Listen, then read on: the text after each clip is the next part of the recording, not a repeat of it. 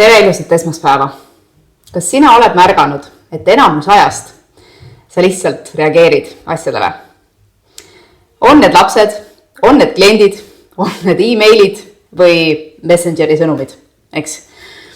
Ja see on täiesti normaalne, harjumuspärane käitumismuster, mis on tegelikult reageerimismuster. Aga see viib sind visioonist kaugele ja ajab su fookuse sassi ja sellepärast sa tõenäoliselt ei saavuta neid tulemusi, mida tahad saada. Ma räägin, sest ma tean, ma olen ise seal olnud ja kohati märkan, et ma olen endiselt selles kohas. Aga ma räägin sulle täna sellest, et mis asi on mentaalne tugevus ja kuidas siis sellest reaktsioonimustrist ikkagi välja saada, eks? Vaata, enamus naisettevõtjaid ärkavad hommikul juba ärevuses. Esimene asi, meil teeme silmad lahti ja meil hakkavad peas käima mõtteid. Oota, kas mu lapsel on see tehtud? Oota, mis kell tagu pidi olema? Oota, tal ei ole veel süüa saanud. Oota, siis on see. Nii, siis kaob see hommikune kaos läheb mööda. Tornado, kus kõigil on kõhud täis söödetud ja uksest välja saadetud iga üks oma toimetuste juurde. Ja siis teed sina oma arvuti lahti ja vaatad esimese asjana mida? E-maile, sõnumeid. Ja mida sa teed? Reageerid. Sa alustame, me tihti alustame tööpäeva sellest, et me hakkame reageerima, eks. Ja selles reaktsiooni mustris on meil fookus pilla-palla, ja meie visioon, kui meil see üldse selge on, mida meil väga paljudel ei ole selge, erinevatel põhjustel, kas me ei julge sellele otsa vaadata, kas me ei usu selle võimalikkusesse või mis iganes põhjused seal taga on, eks. Aga meie visioon läheb laiali ja lõpuks me olemegi täpselt samas kohas, kus me oleme kogu aeg olnud. Ja kui sa oled nagu mina või paljud teised naised, siis võib-olla kuskil pärast lõunal sa tunned, et sa oled omadega jumal läbi. See ei pruugi olla füüsiline väsimus, aga see on vaimne väsimus ja selle taga on selge märk see, et sinus puudub rahu, sinus puudub enesekindlus, sinus puudub tegelikult piisavuse teema ja sa ainult reageerid, Kuidas siis sellest olukorrast välja tulla?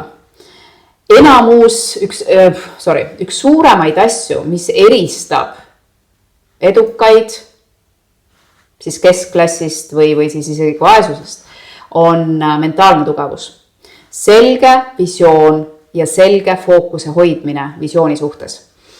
Kui mina olin ka selle reaktsiooni mustris, mõtlesin, kuidas ma nii väsinud olen. Ma ei tee nii palju asju, aga ma endiselt olen nii väsinud, eks.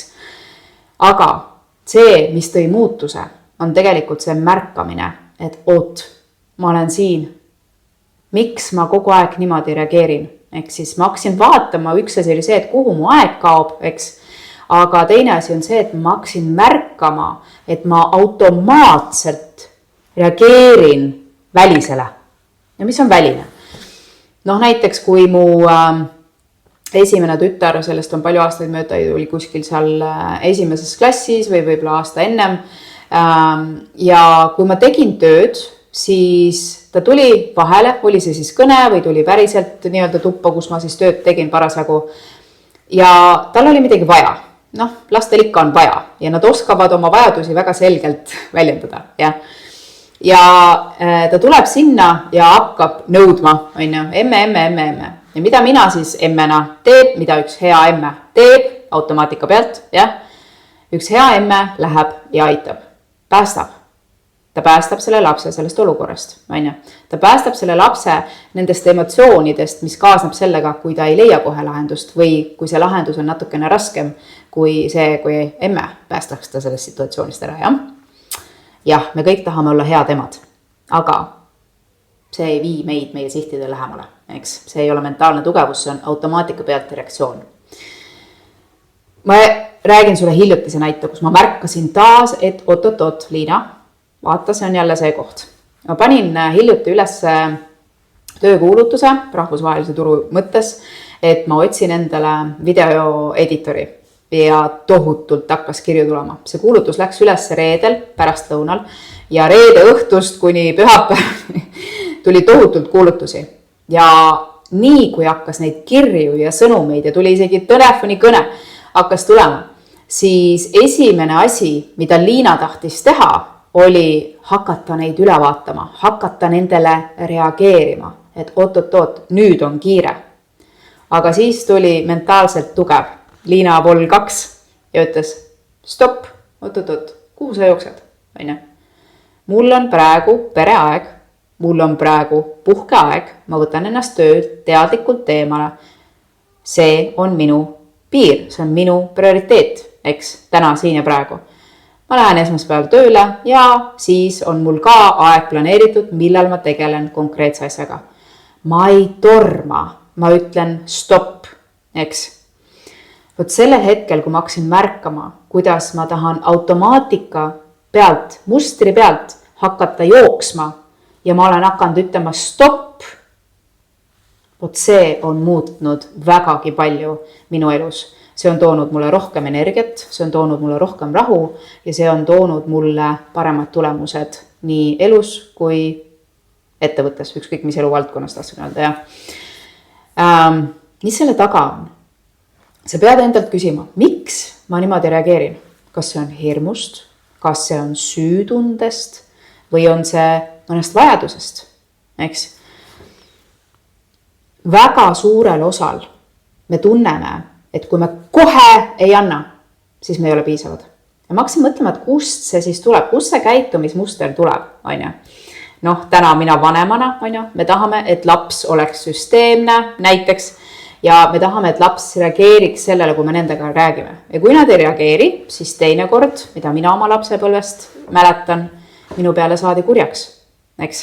Ehk siis, kui ma kohe ei reageerinud või teid täpselt nii, nagu oli ette öeldud, siis minu peale saadi kurjaks. Ja võt see on see, et ma tahan olla ju oma vanematele piisav. Ja see sama muster kannab endiselt või siis mitte ei kanna, vaid kontrollib mind. Nii kaua, kuni mina saan teadlikuks, eks.